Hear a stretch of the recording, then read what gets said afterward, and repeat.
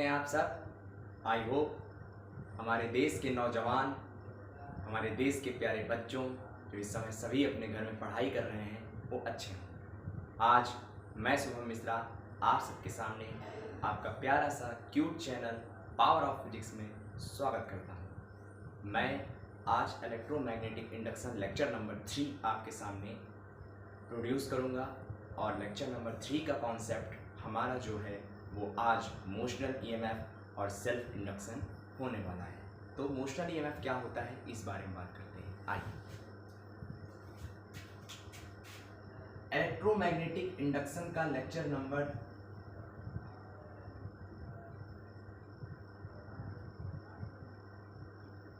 3 आज प्रोड्यूस होगा और लेक्चर नंबर 3 में हम समझेंगे कि म्यूचुअल मोशनल ईएमएफ जो होता है वो क्या होता है। मोशनल ईएमएफ की बात करते हैं। कहने का मतलब कि मोशनल ईएमएफ में पहले तो इंड्यूस्ड करंट का जो ओरिजिन है, इंड्यूस्ड करंट का जो सेंटर है वो प्रोड्यूस कैसे होगा ये पता करते हैं। इंड्यूस्ड ईएमएफ या इंड्यूस्ड करंट दो तरीके से प्रोड्यूस हो सकता है। या तो हम मैग्नेटिक फील्ड को चेंज कर दें, मैग्नेटिक फील्ड को मूव कराएं या चेंज करें, एक ही बात है। मैग्नेटिक फील्ड को चेंज कर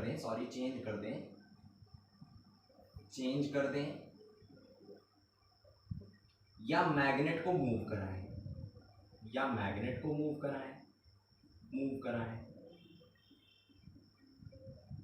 ओके स्टूडेंट्स, या ये तो पहला केस हो गया। दूसरा केस ये हो गया, या तो फिर हम क्या करें कि जिस पे इंड्यूस्ड करंट, मतलब कि जो कॉइल है, जिस कॉइल जो इंड्यूस्ड करंट प्रोड्यूस कर रहा है, इंड्यूस्ड ईएमएफ और करंट प्रोड्यूस कर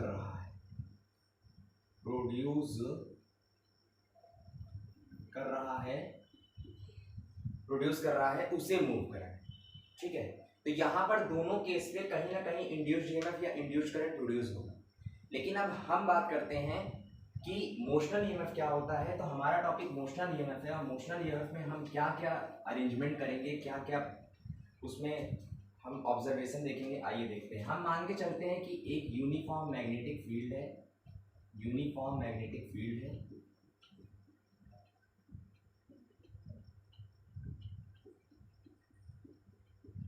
और इस यूनिफॉर्म मैग्नेटिक फील्ड में एक L लेंथ का कंडक्टर है। इसकी लेंथ कितनी है? L लेंथ का कंडक्टर है। ये कंडक्टर लगातार मूव कर रहा है v वेलोसिटी से कुछ इस तरफ, और जब ये कंडक्टर लगातार मूव कर रहा है v वेलोसिटी से इस तरफ, तो यहाँ पर कुछ इलेक्ट्रॉन्स हैं। ये इलेक्ट्रॉन्स, मान लीजिए कि इसका ऊपर वाला एंड है जिसका नाम है Q और इसका नीचे वाला एंड है जिसका नाम है P। तो Q एंड पर पॉजिटिव चार्ज एक्यूमुलेटेड हो गए हैं और Q एंड पर निगेटिव चार्ज एक्यूमुलेटेड हो गए हैं। अब यहाँ पर हमें ये पता करना है कि किसी भी कंडक्टर के कारण कंडक्टर की वेलोसिटी कहाँ है? इस तरफ है, जो कि v वेलोसिटी से है। तो हम मान के चल रहे हैं इलेक्ट्रॉन की वेलोसिटी भी इसी तरफ है। ठीक है, तो हम यहाँ पर क्या करेंगे, यहाँ पर हम मोशन ऑफ चार्ज पार्टिकल का एक रूल आता है जिसमें हम ये फाइंड करते हैं कि मोशन ऑफ चार्ज पार्टिकल में चार्ज पार्टिकल पर फोर्स कहाँ पर लग रहा है। ओके स्टूडेंट्स, तो फोर्स कहाँ पर लग रहा है इसको पता करने के लिए हम लेफ्ट हैंड रूल का उपयोग करेंगे। लेफ्ट हैंड रूल में मैग्नेटिक फील्ड की डायरेक्शन देखेंगे और क्या कहते हैं, ये मोशन ऑफ चार्ज पार्टिकल की डायरेक्शन बताएगा। तो हमारा जो थंब पॉइंट है वो इंडिकेट करेगा कि मोशन ऑफ फोर्स, मतलब फोर्स जो है की डायरेक्शन कहाँ है। तो अगर हम बात करें तो मैग्नेटिक फील्ड, ये इनवर्ट मैग्नेटिक फील्ड होती है, तो ये अंदर की तरफ जाएगी। तो जब ये अंदर की तरफ जाएगी तो मोशन ऑफ चार्ज पार्टिकल, मतलब इलेक्ट्रॉन जो चार्ज पार्टिकल है वो इस तरफ मूव कर रहा है, तो फोर्स हमारा मैग्नेटिक फोर्स कहाँ लग रहा है?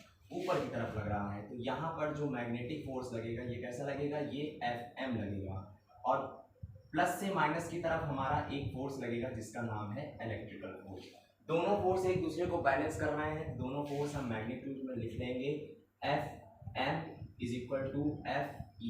Fe क्या है? इलेक्ट्रोस्टैटिक फोर्स, और M क्या है? Magnetic force. ओके, आपने पढ़ा होगा मैग्नेटिक फोर्स का formula Q B cross D, ये पढ़ा होगा बच्चों।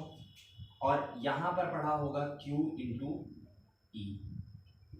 हम मान के चल रहे हैं कि V क्रॉस B मतलब V जो है वो B के ऑलवेज परपेंडिकुलर है, और हम जानते हैं vector A cross vector B is equal to A B sine theta होता है, जहाँ पर साइन कंपोनेंट बताता है कि ये परपेंडिकुलर है दोनों, तो उसी तरीके से क्रॉस हटाकर हम यहाँ पर लिख सकते हैं Q V B sine theta, ठीक है, is equal to Q E. But theta यहाँ पर देखिए बी परपेंडिकुलर बी है, इसका मतलब थीटा कितना है 90 है, तो यहाँ पर हम साइन 90 रख देंगे, और साइन 90 की वैल्यू 1 होती है, तो यहाँ पर हम Q V B is equal to Q E रख देंगे।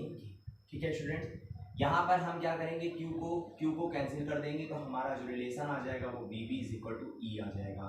अभी हमारा ये रिलेशन तो है, लेकिन सबसे पहली बात ये है कि अगर Q पॉइंट पर प्लस का चार्ज एक्यूमुलेट हो जाएगा और P पॉइंट पर माइनस का चार्ज एक्यूमुलेट हो जाएगा, तो due to the plus minus charge, due to the opposite charges, the potential difference is also created. The potential difference is also created, so that the relation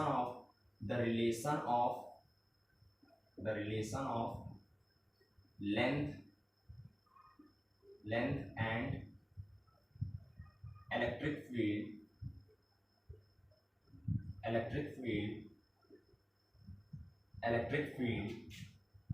and potential difference is E is equal to V by L। Okay students, तो हम क्या करते हैं यहाँ पर ये relation मैं आप देख लीजिए एक बार, इसको रिकैप कर लीजिए, क्योंकि ये रिलेशन मैं मिटाने वाला हूँ, नीचे जगह नहीं है इस वजह से मुझे ऊपर लिखना पड़ेगा।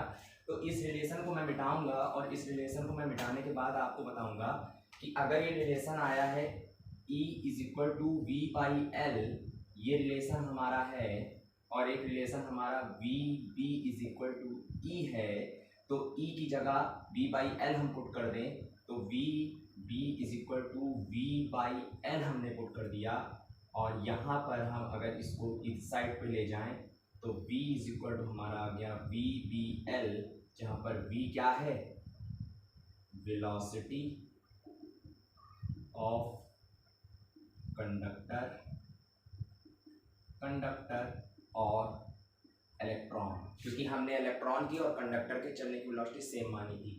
अब हम अगर इसको, ये पोटेंशियल डिफरेंस निकल गया, और अगर हम इसको ईएमएफ मान लें, तो ये ईएमएफ जो होगा यही मोशनल ईएमएफ कहलाएगा, और इसका जो रियल फॉर्मूला आएगा वो आएगा epsilon is equal to V B L. V B L आया, वी क्या है, मोशन ऑफ कंडक्टर और मोशन ऑफ इलेक्ट्रॉन, बी क्या है, magnetic field produced in the area of the conductor, and L क्या है, लेंथ ऑफ द कंडक्टर, और ई क्या है, एप्सिलॉन नहीं होता है ये ई जो होता है इसको हम लोग इंड्यूस्ड ईएमएफ कहते हैं। ठीक है स्टूडेंट्स, तो इसको हम लोग मोशनल ईएमएफ इसलिए कहते हैं क्योंकि जब ये मैग्नेटिक फील्ड के अराउंड ये कंडक्टर इसके परपेंडिकुलर रखा जाता है मैग्नेटिक फील्ड के अराउंड, तो वेलोसिटी और क्या कहते हैं मैग्नेटिक फील्ड के परपेंडिकुलर होने के कारण इस पर फोर्स लगता है, और ये जो फोर्स लगता है इस फोर्स के कारण ये मूव हम कराते हैं इसको, तो मूव कराने पर इसमें मोशनल ईएमएफ प्रोड्यूस होता है, क्योंकि जब हम इसको मूव कराएंगे तो इसके मूव कराने पर इसकी मैग्नेटिक फील्ड चेंज होगी, फील्ड चेंज होने के कारण इसका एरिया चेंज होगा, एरिया चेंज होने के कारण इसका फ्लक्स जनरेट होगा, और फ्लक्स जनरेट होने के कारण आप ऑब्वियसली सी बात जानते हैं कि इंड्यूस्ड ईएमएफ और इंड्यूस्ड करंट आपके सामने होगा, और that is the power of physics. ठीक है, यहाँ तक हमने समझ लिया। अब हम बात करते हैं एक छोटा सा टॉपिक है सेल्फ इंडक्टेंस की, और सेल्फ इंडक्टेंस के बाद आगे का जो लेक्चर्स है वो हम आगे कंटिन्यू करेंगे। ओके स्टूडेंट्स, तो हम बात करते हैं सेल्फ इंडक्टेंस की। क्या होता है सेल्फ इंडक्टेंस?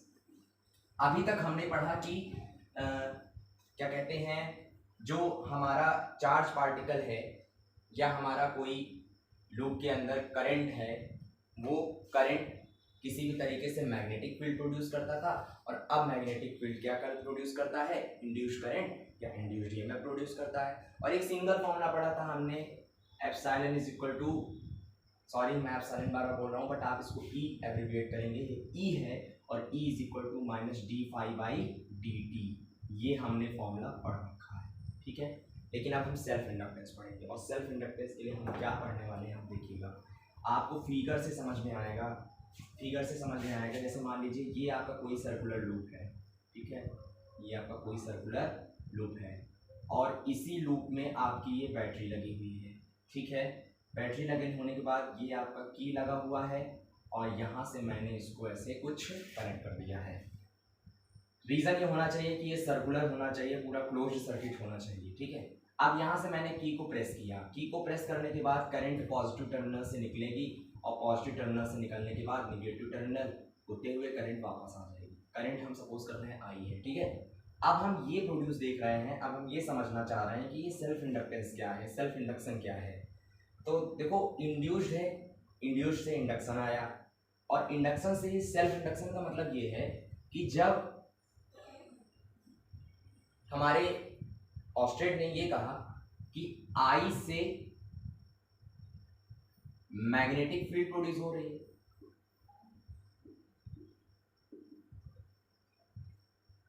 तो मैग्नेटिक फील्ड से इंड्यूस्ड करंट का समर्थन, इंड्यूस्ड करंट, मैग्नेटिक फील्ड से induced current or induced EMF का समर्थन किसने किया? फैराडे ने किया। तो यहाँ पर सेल्फ इंडक्शन का मतलब कुछ नहीं, बस इतना याद रखिए कि ये जो मेन करंट है, यही मेन करंट यहाँ पर मैग्नेटिक फील्ड लाइंस प्रोड्यूस करेगा या मैग्नेटिक फील्ड प्रोड्यूस करेगा। मैग्नेटिक फील्ड प्रोड्यूस होने के कारण चेंज इन मैग्नेटिक फ्लक्स आएगा और यही चेंज इन मैग्नेटिक फ्लक्स यहाँ पर इंड्यूस्ड करंट प्रोड्यूस करेगा। यही बात है और कोई बात। कहने का मतलब कि इस मेन करंट के कारण जो फ्लक्स जनरेट हो रहा है, इस मेन करंट के कारण जो फ्लक्स जनरेट हो रहा है, यही फ्लक्स आपका क्या प्रोड्यूस करेगा? इंड्यूस्ड करंट प्रोड्यूस करेगा। और यही सी को हम सेल्फ इंडक्शन कहते हैं कि इसी कॉइल में तीन चीज, इसी कॉइल में मेन करंट दिख रही है और इसी कॉइल में मेन करंट के कारण हमारा फ्लक्स भी दिख रहा है और वो फ्लक्स क्या प्रोड्यूस कर रहा है? इंड्यूस्ड करंट प्रोड्यूस कर रहा है या इंड्यूस्ड ईएमएफ प्रोड्यूस कर रहा है। तो आज के लिए आप ये ध्यान रखिए कि फाई प्रोपोर्शनल आई है, तो प्रोपोर्शनल जब हटता है तो phi is equal to L I हो जाता है। और ये जो एल आई है बच्चों, ये जो एल आई है, यही एल जो कहलाता है, इसी को बोलते हैं सेल्फ इंडक्टेंस और coefficient of self inductance. Okay, जहां पर इसकी यूनिट हेनरी भी होती है, ठीक है, इसकी यूनिट होती है वेबर पर एम्पियर भी होती है और इसकी यूनिट होती है वोल्ट सेकेंड पर एम्पियर। आज के लिए इतना ही। आगे हम लोग अगले लेक्चर में self induction of solenoid, self induction of plane coil के बारे में पढ़ेंगे। ओके, आप लोग अच्छे से पढ़ाई करते रहिए और इन कॉन्सेप्ट को ध्यान से समझिए और भूलिए नहीं। Okay students, thank you so much.